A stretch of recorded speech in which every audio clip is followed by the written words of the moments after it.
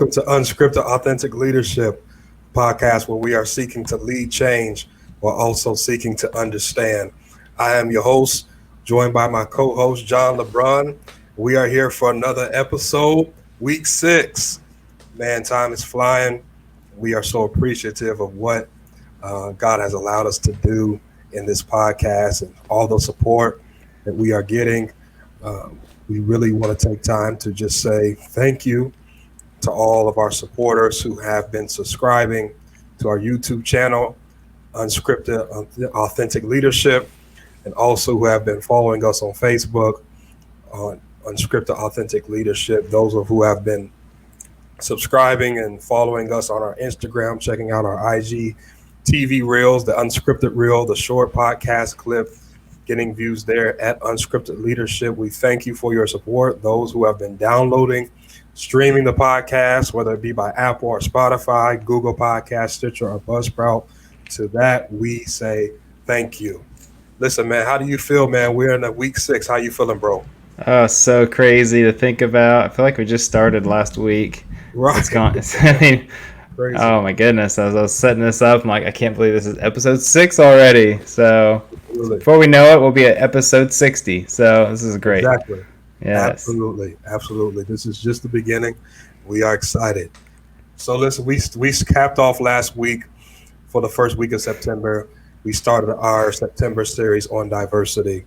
Last week we talked about 6 unconscious bias, 6 out of 12 unconscious bias. We think this is an important, pertinent topic, a relevant topic that it's critical for our world, for our country, for our culture, all around. Whatever context you think that diversity needs to be seen more in, we will be talking about it all this month in various aspects of diversity. We kind of just want to continue talking about those unconscious biases, part 2 this week. Those of you that may have not watched or listened to the podcast episode last week, we talked about the 6 unconscious biases, about affinity bias, confirmation bias, attribution bias, conformity bias. We also talked about the halo effect and the horns effect.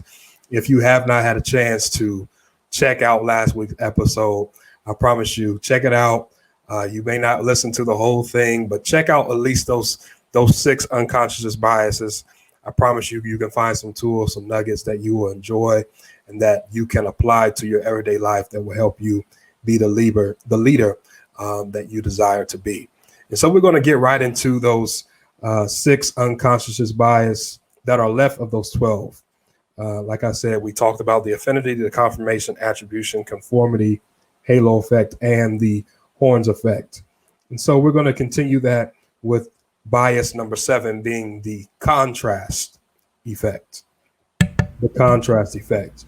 The contrast effect is when you compare 2 or more things that you have come in contact with, either simultaneously or one after another, causing you to exaggerate the performance of one in contrast to the other. And so when you think about this in the context of the workplace, this is a common type of bias in the workplace. It is not something that you really have to look far to catch or to see. And I'm sure that we've all done it, comparing one person to another, whether that be looking at one resume to another or following one interview to another. You make your decision based off this person's interaction you had with them. Things went well, and then things may have not gone so well with the next person. And so you have that contrast effect. But we kind of talked about that last week in kind of slowing down and in contrasting and being quick to judge between 2 people. Because the reality is the person may have terrible qualities. They may have had a terrible interview. They may have had a terrible attitude. And if you compare that to someone that is more favorable in your eyes, you will go with the more favorable person according to your own personal preference. But the candidate that you may need may be the one that had that terrible interview or had that terrible attitude. And so we want to be careful in having that contrast effect. John, talk a little more about the contrast effect and What's your idea on that? What do you think about when it comes to the contrast effect? Yeah, so the contrast effect, basically, as you kind of alluded and sort of said in your definition, is how we basically compare, we like upgrade or downgrade things or others compared to something we may have just witnessed. Mm-hmm. When I used to do interviewing, we would often had our department manager would be in. If we usually interviewed multiple candidates,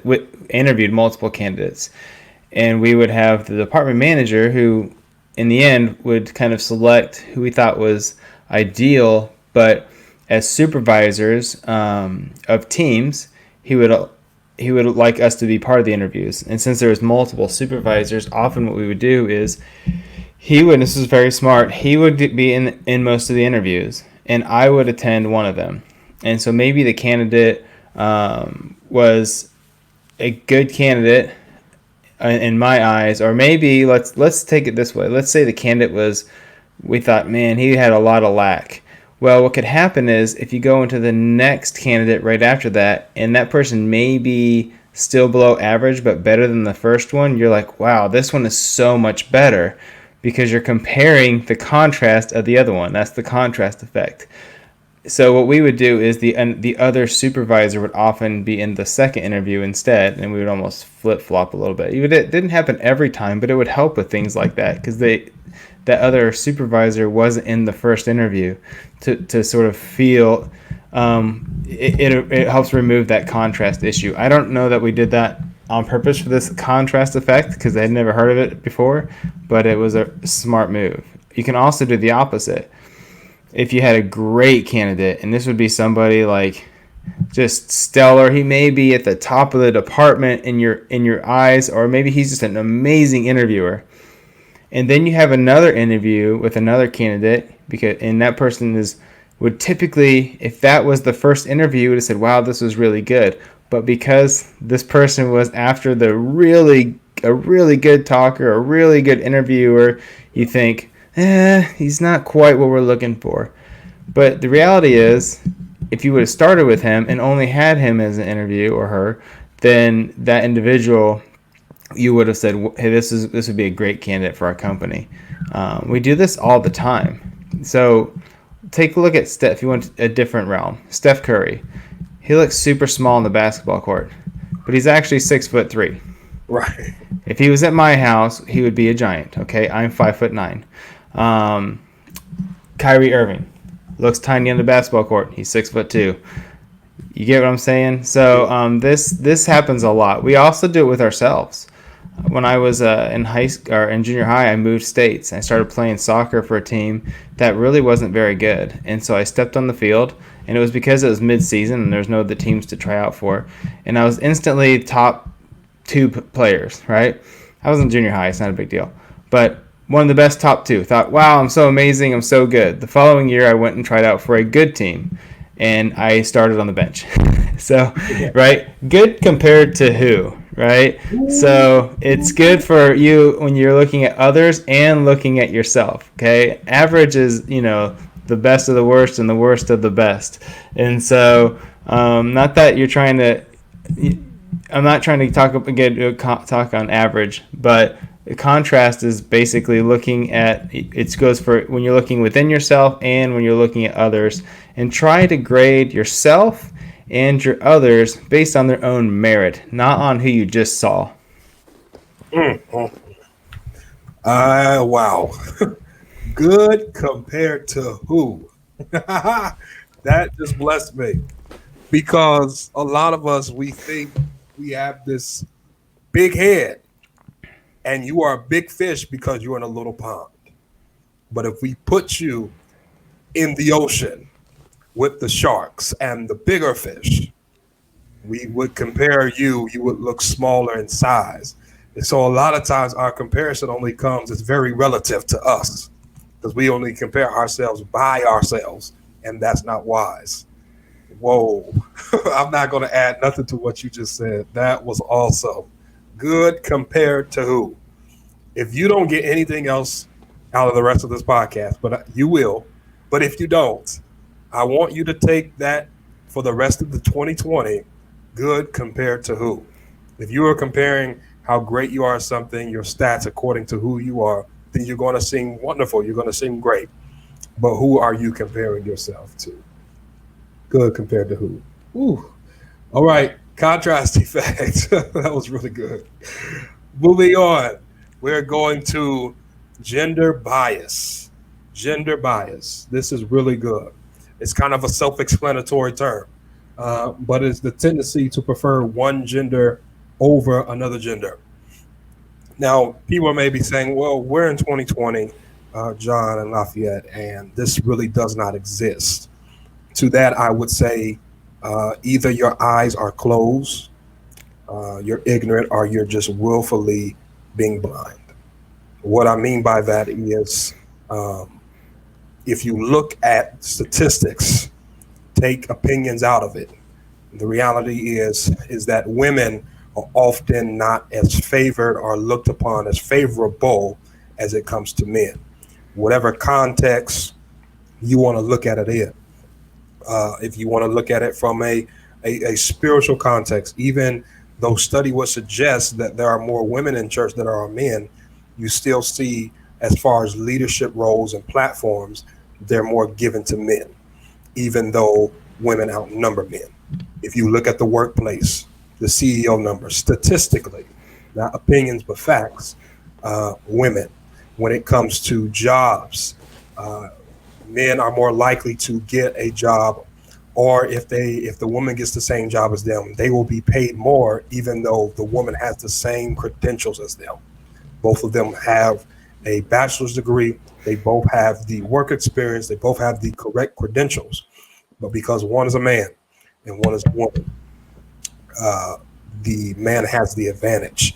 If you look at civil rights, not just beyond the black and white, but civil rights for gender, that women weren't allowed to vote into the 60s. If you look at that, that's not that long ago, and it's crazy. And so when you begin to think about these things, we have to be careful, um, especially as men, as being men of this podcast, just speaking to those of us who are in the audience that are listening to this in our audience, that we don't get that superiority complex, that we think we are more dominating or somehow we are smarter. We often will make jokes that women are bad drivers, women are this and women are that. And we don't realize that contributes to these biases. I've said it. I've said it.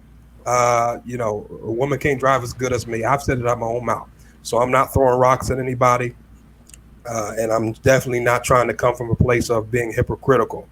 Uh, it's something that I want to make sure that I'm intentional of being. This is one of those things. Now we're talking about unconsciously, because I've said it unconsciously, not to be offensive, not to be demeaning, not to be degrading. But the reality is that we have to break that stigma, that even in 2020, women are still behind the margin. And it takes not just women speaking up for other women until men start speaking up for other women. Then is that when we will see change. So uh, just think about that. When you think about gender bias and the fact that a man is 1.5 more times likely to be higher than a woman, regardless of the same credentials, um, the same resume. What do you think about when it comes to gender bias, John? So I just read a study actually. It said men are 1.5 times more likely to get hired for a job when competing with a woman. And the interesting part was it didn't matter whether the HR hiring person was male or female. So even females preferred the male over the hiring, which was a Whoa. crazy stat. And I'm not saying that justifies it. Don't get me wrong. Don't twist the words here. I Yeah. think it's just that I just had a conversation with someone yesterday how media often is programming our minds to view things certain ways, and often, you know, women were in the media even for a long time were seen as sort of, or portrayed as less than, inferior, not as powerful, not as good of a leader, those types of things. I hope that it's adjusting, but I can't control the media except to tell everybody to turn it off, except for the podcast. I'm just Right. kidding. Right. Yeah. But really, it was a crazy stat. So when you think of a leader, what are you really looking for? There's a stigma that says that we think. I was listening to I can't remember her name. She was the COO, I believe, of Facebook. Okay. She's famous. Just Google it. I don't remember her name. I heard her speak live once. She was incredible, and she had made a comment. She said, "How interesting is it that assertive men are seen as leaders, but then assertive women are labeled as bossy, right? How often do we say that to our kids, right? You have Yeah. a young son, and he's very assertive. Look, he's being a leader. But then your daughter, you're like, hey, quit being so bossy, Right. right? Why not let them both be leaders and just? I'm not saying that they're probably both a little bossy at the age of 9, but they're still learning in their role of leadership. So why does that stigma exist? When we look for leaders, we often look for communicators, right? Yeah. Who can bring teams together, who's better at multitasking, things like that. Did you know that on average, women are much better multitaskers? It's Yeah. proven. You heard. How often, dads, are you at home and you're supposed to cook and get the kids in the bath and do a few other things, and then when mom gets home or your wife gets home, you're like, oh, I'm so exhausted. But she does it all the time after work. She comes home, makes dinner, gets the dishes rolling, kids are in the bath and ready for bed. You walk in like, place looks amazing, right? She's not sweating, right? Who's the better communicator in your house? The That's man right. or the woman? I already know the answer. Okay, I never say, "Honey, you didn't tell me this," but I promise you, there's many times I haven't told her that something, and like, "Oops, I forgot." Correct? It's not a secret that women are better communicators in most situations. Um, a Bureau of Labor Statistics says women are almost 2 times more likely to talk through problems, not just their problems. I'm talking about organizational problems. So if you True. have an issue or situation at work as a leader, who's more likely to talk through it and who's more likely to ignore it and hope it goes away? Obviously, women are more likely to talk through the problem instead of just saying it is what it is. Yeah. And then also, when you're building teams and that's all about relationship building. Who's best at relationships, men or women? Who's more thoughtful, right? When someone's birthday is at work, I was a supervisor, and my co-supervisor, basically the same team, was a female, and she always remembered people's birthdays. She always remembered to bring donuts for somebody's anniversary, even if it was on my team, it wasn't hers. I can't tell you how much I learned from her. Her name was Ashley, and how much I took from her example and the things she did to show appreciation to her team. I thought, wow, I learned so much in just the first year of. She was promoted before I was, and just watching her example. So yes, get rid of that bias. If you don't have enough women leaders in your organization, I promise you're missing out, and they are the missing link to you succeeding and having tight groups within your team. Absolutely. The missing link. And we need women. We need you. Unscripted authentic leadership. We embrace women. We embrace men. We embrace everybody. And so that was so good, especially the examples that you brought on. If we just start thinking of simple things, like John said, women are so much more diverse and go through so much more than we do. It's just incredible. They really have been given superpowers. They have the ability to literally birth another human being through their bodies, carry them for 9 months, birth them, and raise them. And then do it Incredible. again. And do it again all over, and won't complain. So we salute all the women out there. God Mm-hmm. bless you. All right, moving on to the uh, ageism, to the next bias. Ageism. Ageism is the tendency to have negative feelings about another person based on their age. Now we see this on both sides of the spectrum. Um, we've all heard the arguments that, oh, those millennials, those young people, they don't know what they're doing. They're crazy. Uh, all of them with their technology and their aspirations, their ambitions. They don't know what they're doing. They're going to destroy our world. This next generation, we're not going to have a world to live for. While also on the other opposite side of the spectrum, as a millennial that can speak for millennials, sometimes we disregard the baby boomers. We disregard the older generation because we don't think that they're hip enough to know what we're doing. We got to show grandma how to use a Facebook. What is this thing called a cell phone? What is this thing called texting? Pick up the phone and call me. But the reality is that we need both generations. This is kind of personal for me because I am a young man, but I consider myself to have an old soul. And so I embrace both generations. I don't like looking down on someone because they're too young or because they are considered quote unquote old. I don't like the word old. I just like the word seasoned. Because the reality is food is bland without seasoning. And if there's no seasoning in the world, nobody wants to taste what you have to offer. We need those. The Bible says that he called the young because they're strong, but he called the old because they know the way. So if you don't have wisdom to go along with strength, you'll kill yourself. I can have all of this power and all of this strength. I can have a weapon in my hand and I know how to use it. But if I don't know how to harness the strength, if I don't know how to harness that ability, that's where the older people come in, the older generation comes in rather, then I will do serious damage. But if you learn how to marry both together, it makes a beautiful marriage between the seasoned and the younger.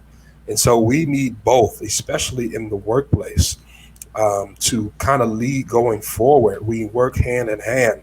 And if we learn to work hand in hand, we'll be better for it. When you think about ageism, John, what do you think about when it comes to this particular bias? Yeah, so there's 5 generations actually still in the workforce. Most people don't realize that.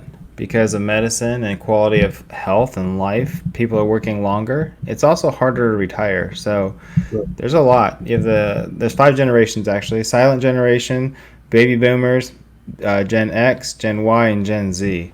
And I won't get into all the details on that. But just remember this for anybody who's young or old and doesn't appreciate the other generations. Young people out there, everything you know up to the age of 18 was taught to you. And that was by somebody of an older generation. Right. Remember that. Even after that, as you have kids, what example do you follow? Your parents. Whether it's what you want to do or not to do, just regardless. But you follow the example of somebody older than you, most likely, whether it was your parents or not. It could have been a grandparent, right? When you were a kid, who did you look up to the most?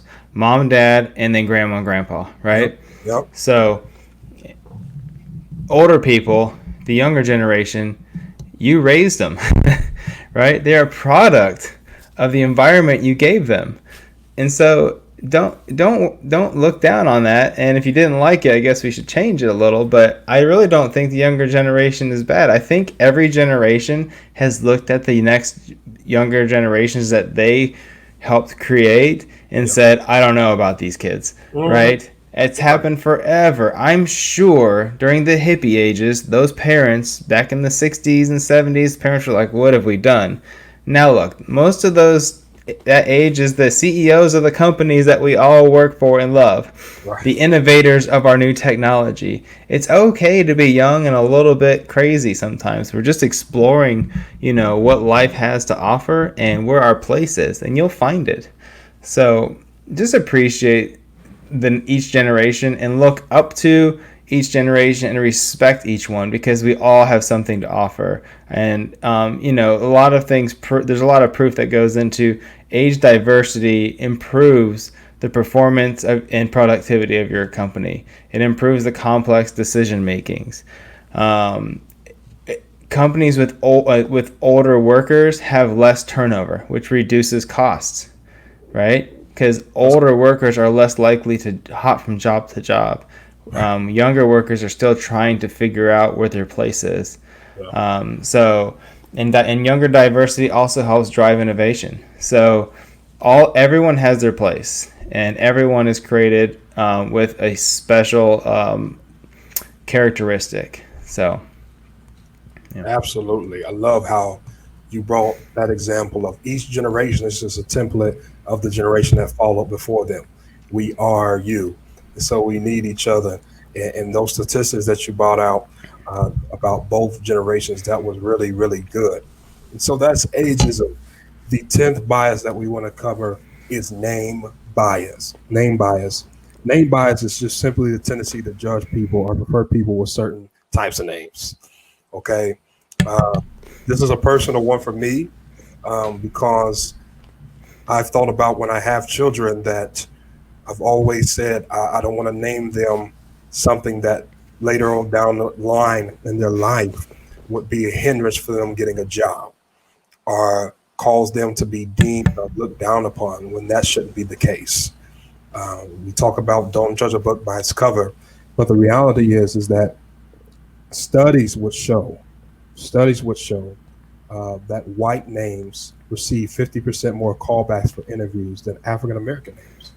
Additionally, applicants living in nicer neighborhoods also receive more callbacks for both white and African American names. Another study found that Asian last names are 28% less likely to receive a callback for an interview compared to other ethnicity names or ethnic names.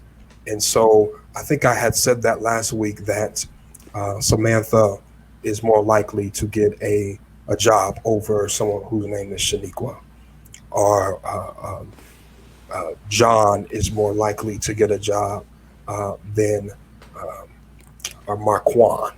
So when you look at these things, because people associate a unique name with uh, a bias they have where somebody has to come, that's a ghetto name. And so if they have a ghetto name, whatever that means, they must come from a ghetto place and they don't know how to conduct themselves as professional. And so this is something that is very pertinent, is very important, and we see it all the time. There are some black people that I know personally that even filling out their application, they'll put down a nickname or they'll shorten their name uh, just so the person that is interviewing or looking at their resume will not put their resume in the shred box just because they're looking at their name. Don't read nothing past the name, the resume, the credentials. Um, and so this is something that has to be broken down. This is something that is critical, and it's important that we are aware of this. Now, we know everyone's going to have their biases. Some people may look at this and say that may sound ridiculous, but somebody may listen to this and say, you know what? I've got to go beyond the surface. I've got to go beyond the exterior. There's more to me than what my name is. John, talk about what do you think about when you think about name bias? It's unfortunate, honestly. Harvard Business School did a study, and in that study, it actually showed that non-white people are whitening their names on resumes, and while doing that, it doubled their callbacks. I don't know how the study was conducted. I imagine it was something along taking the same resumes and just changing the first name. I really hope this is changing. Um, I think the fact that the trend of names being non-common for not just for all races is trending up with Yeah. unique names and so forth. So I really hope that will have a positive effect over the next 10 years. It's not, my name is John, so I can never really say I've had an impact from this, but I can tell you one thing. One of the biggest things that's changed my life over the years was interviewing somebody whose name was Lafayette. So I'll leave it at that. That's awesome, man. Awesome, man. And I appreciate that. And I always appreciate John because he's open and he has an understanding mind, open mind to see things from all aspects. So I appreciate that about you, bro. The next bias is beauty bias. Uh, Beauty bias is a social behavior where people believe that attractive people are more successful competent and qualified.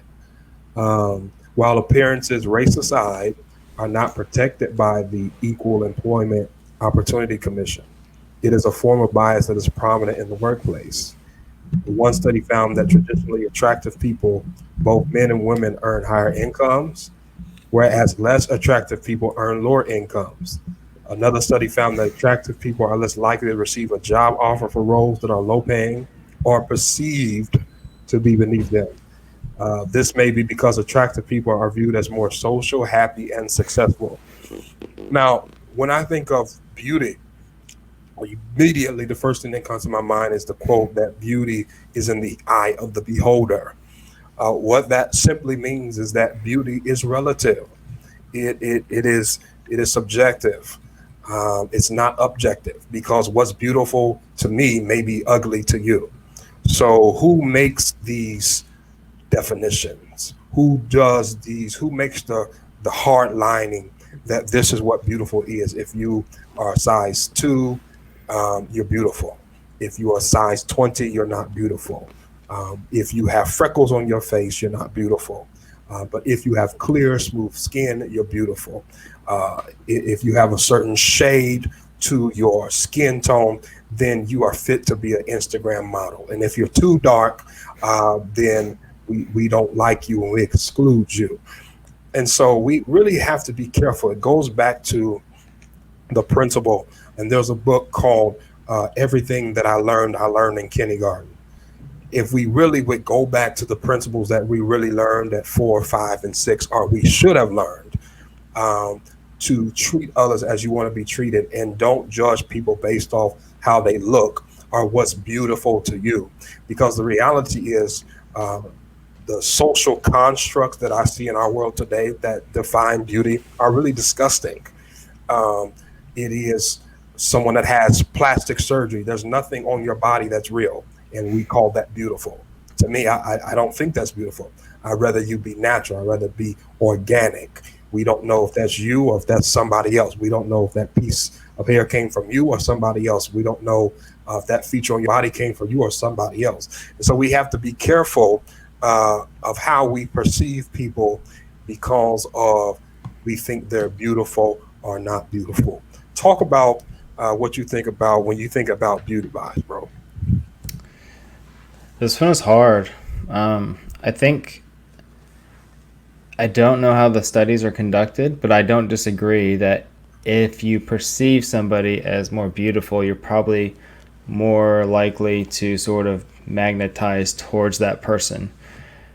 But at the same time, I think that confidence can breed sort of a higher beauty in people's eyes. Good. So, God created you in His image, and therefore you're all beautiful. You really are. And I do agree that some people have a hard time seeing past the exterior, and I can't change that, unfortunately. But allow your beauty on the inside to shine, and I think that it will show on the outside and hopefully help with that. But I can't disagree that it doesn't happen. But it's a hard one to go off of, except to understand for the audience that there's a beauty bias and just be self-aware of it. Yeah. And do a checkup from the neck up and make sure that you're not the one that's, using that bias when associating with others or, let's say, hiring. Yeah, absolutely. Absolutely. Just that little principle. Do a checkup from the neck up. All right. Just remind yourself that every day before you walk outside the door, uh, and remind yourself of the golden rule, just to treat others as you want to be treated. The last unconscious bias is kind of one that I thought was comical. I thought it was very interesting. It kind of made me laugh. I did not laugh because I didn't think it was serious, but I laughed because I've never thought about it in my mind as something that people have a bias toward. But as you begin to dig deeper and look further, it is absolutely real. This is the bias of height. Height bias or heightism. is the tendency to judge a person who is significantly shorter or taller than the socially accepted, there it is again, human height. Now, this may seem crazy, but there is a study that would show you the findings of the study is that a person who is 6 feet tall roughly earns $5,500 more per year than someone who is 5.5 feet tall, regardless of gender, age, or weight.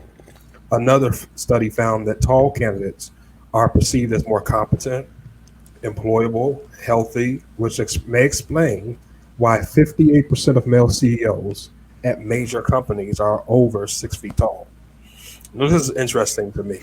Uh, a lot of things run through my mind, but I think that we really have to be careful because we associate height with brilliance, or height with the ability to lead.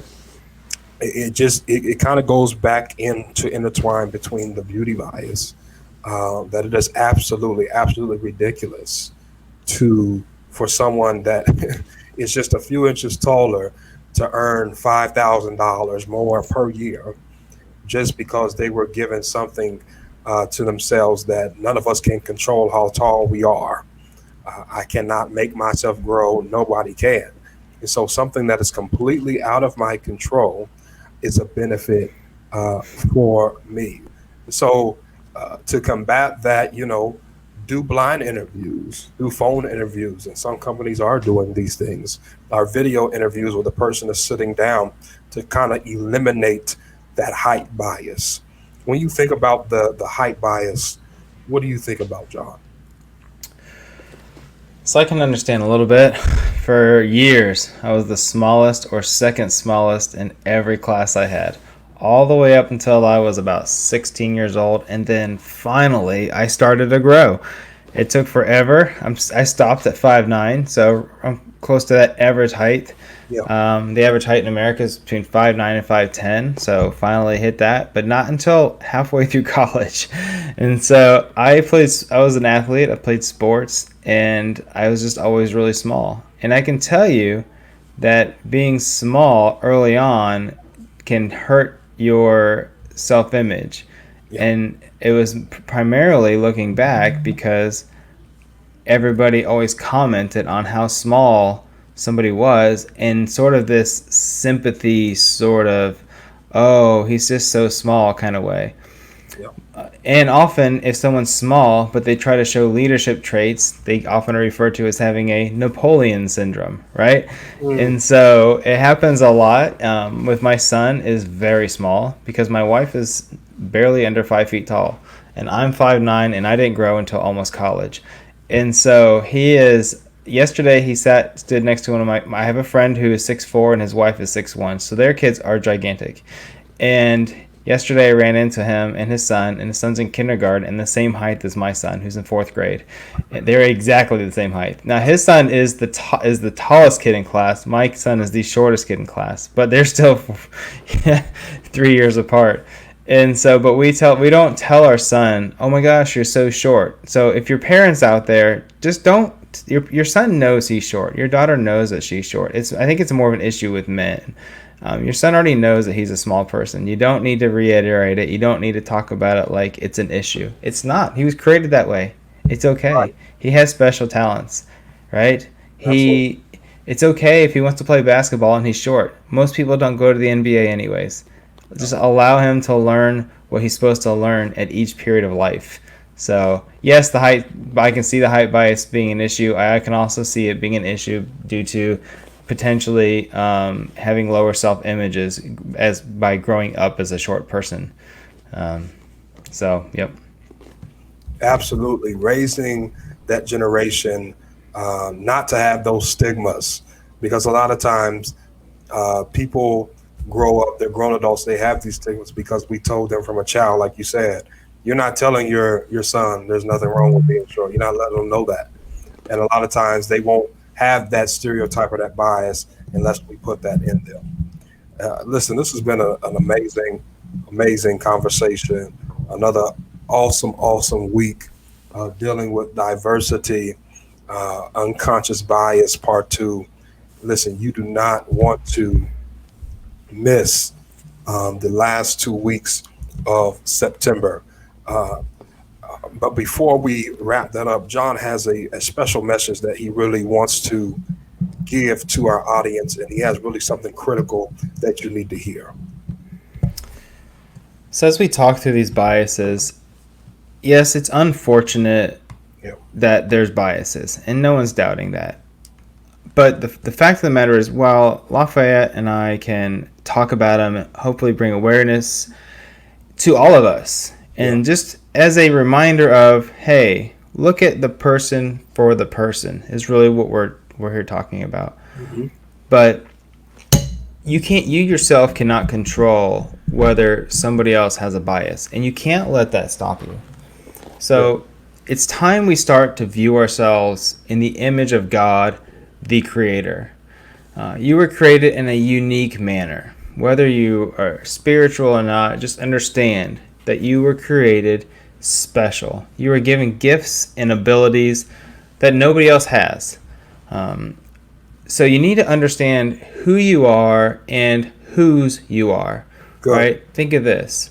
If Dwayne Johnson wasn't a gigantic man and Kevin Hart wasn't small, would we still view their roles, their friendship, all their videos nearly as entertaining? We all know that they're actually friends, and the most entertaining part is their massive differences, right? Yeah. If Kevin Hart wasn't small with a squeakier voice than me, would he be as funny? He would be entertaining, but those characteristics draw us to the entertainment that he provides. If Chris Farley wasn't shaped the way he was, would we find him as comical? If Russell Wilson wasn't small as a quarterback, would he be nearly as elusive? Even bigger, would Russell Wilson's size and the fact that he is probably going to be a Hall of Fame caliber quarterback when he finished his career, would he have built the belief in others nearly as much as he is if he was built like a statue? He understands his traits, his gifts, and who made him. Therefore, he understands his role, and he knows that as he succeeds, regardless of biases and situations, because before Russell Wilson played quarterback, there was only a handful of starting short African American quarterbacks. That's right. Okay? He broke all of those molds, and there's others that came before him too. He's just the most popular one that I can think of right now.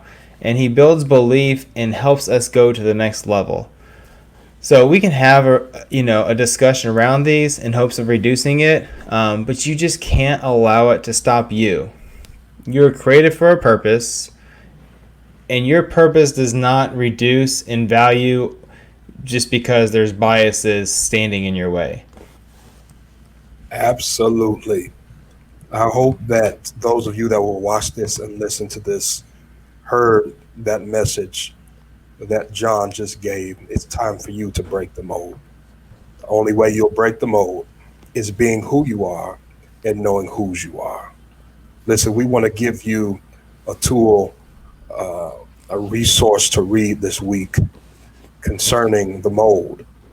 There is a book called One Race, One Blood by Ken Ham and Charles Ware that talks about the original creation, how God made all of us. And we really are just one race and one blood. Talks about the origins of racism, the origins of how we began in the creation narrative, and how God's original idea was intended to be. I encourage you, please go read this book. Let it bless you and really expand your mind so you can break that mold.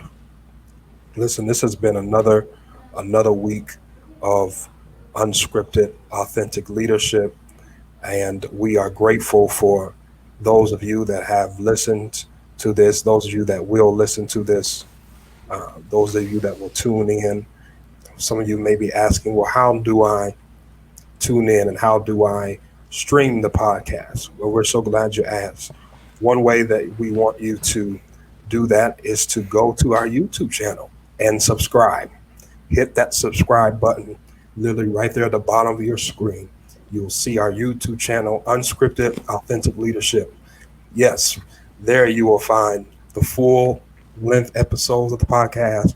You'll also find what we call unscripted reel clips, 2 to 3 minute clips of different pertinent parts of segments of each podcast episode that I promise you that will bless you and will encourage you. Also, we want you to go to our Facebook page, Unscripted Authentic Leadership. Like the page, give us a review, comment, and share. If this is blessing you, don't just hoard it to yourself. Tell somebody else about the podcast. Be a share. Share if you care. Also, follow our Unscripted Leadership page on Instagram at Unscripted Leadership. Also, follow John at John LeBron, and that is the number three. John LeBron, the number three. And also, myself, you can follow me at Lafayette B. Lane. We see most of our supporters are streaming the podcast, doing the downloads, and we are grateful for that. Those of you that are familiar with any major podcast platform, you will find our podcast on Apple, Spotify, Google Podcast, Stitcher, also on Buzzsprout and various other streaming platforms that you find podcasts on. We thank you for your support, and this is only going to get better from here. Remember, this is Unscripted Authentic Leadership, where we're seeking to lead change while also seeking to understand. We're here to build bridges, not walls. Bridges connect, walls divide. Until next week, God bless you. Have a wonderful week.